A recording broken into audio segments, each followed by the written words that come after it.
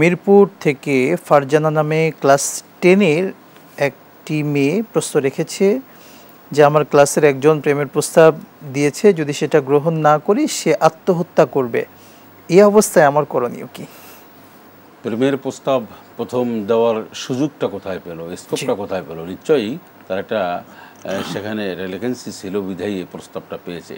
এটা হচ্ছে একদম মূল বিশ্লেষণের কথা। তো সেটার জন্য সে দায় দায়িত্ব এড়াতে পারে না। সেকেন্ড হচ্ছে আত্মহত্যা করুক আর যাই করুক আর বঙ্গোপসাগরে ঝাঁপ দিক, উনি এই প্রেমের প্রস্তাবে সাড়া দিতে পারেন না, এটা জায়েজ নাই। এখন উনি ওনার কাছে রাইট থাকবেন, ওনার দিক থেকে রাইট থাকবেন, আর অপর প্রান্ত থেকে সে যেখানে আগুনে পড়ুক আর আত্মহত্যা করুক, সুইসাইড করুক আর যা করে করুক, সেটা তার ব্যাপার।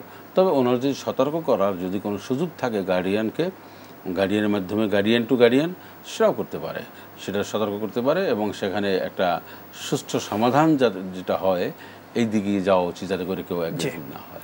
আমরা আমাদের প্রতিষ্ঠানগুলোতে আসলে ফ্রি মিক্সিংয়ের যে ব্যাপারগুলো অনেক সময় দেখতে পারি, এটার কারণে কিন্তু এই অশ্লীলতাগুলো দিনকে দিন বেড়ে চলেছে আসলে।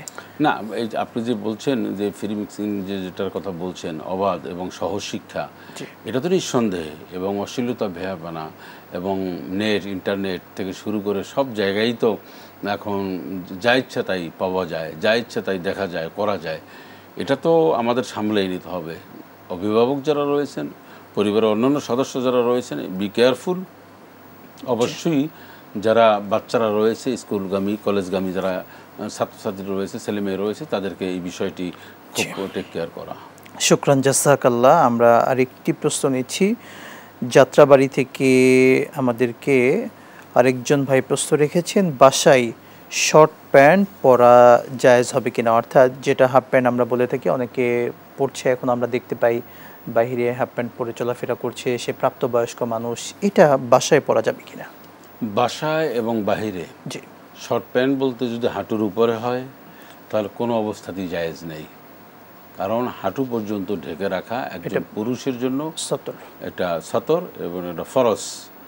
অনেক সময় ছেলে মেয়েরা ইউনিভার্সিটিতে পড়ে বা কলেজে পড়ে, বাবা মায়ের সামনেই এটা পড়ে, ছেলেরা বেশিরভাগ পড়ে, মেয়েরাও অনেক সময় এর প্রায় কাছাকাছি চলে যায়, এটা কোনোটাই জায়েজ নেই। যদি হাঁটুর নিচে হয় ছেলেরা, তাহলে তারা পড়তে পারবে, কারণ নাভির থেকে হাঁটু পর্যন্ত সতরটা ঢেকে রাখলো। তবে এটা শালীনতা নয়, এটা সুন্দর নয়। বাবা মায়ের সামনে বড় বোন থাকতে পারে, ছোট বোন থাকতে পারে যারা কলেজ স্কুলে পড়ে, এদের সামনে ভাই যেমন খুশি তেমন হাঁটতে পারে না।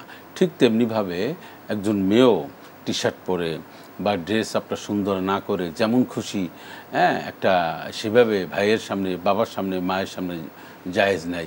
এমনকি মা এবং মেয়ে, বাবা এবং ছেলের মধ্যেও পর্দা রয়েছে। অবশ্যই এই পর্দাটা কিন্তু আমরা অনেক সময় জানি না, চিনি না। অর্থাৎ মা মেয়ে ইচ্ছা করলে একই টয়লেটে ওনারা যেভাবে খুশি সেভাবে গোসল করতে পারেন না, মানে সিস্টেম ছাড়া। আমি বুঝাতে চাচ্ছি যে এটা কোনো ধরনের কোনো ওজোর ছাড়া। মেয়েটার অসুস্থ হয়েছে, মা গোসল করে দিতে পারেন, কিন্তু তারা সুস্থ মানে একটা যে অন্যভাবে গোসল করতে পারবেন, একদম বাবা এবং ছেলে ঠিক এভাবেই পারবেন। কথা আমাদের সকল ক্ষেত্রে পর্দার ব্যাপারটা, আমাদের লজ্জার ব্যাপারটা, শালীনতার ব্যাপারটা খেয়াল রাখতে হবে।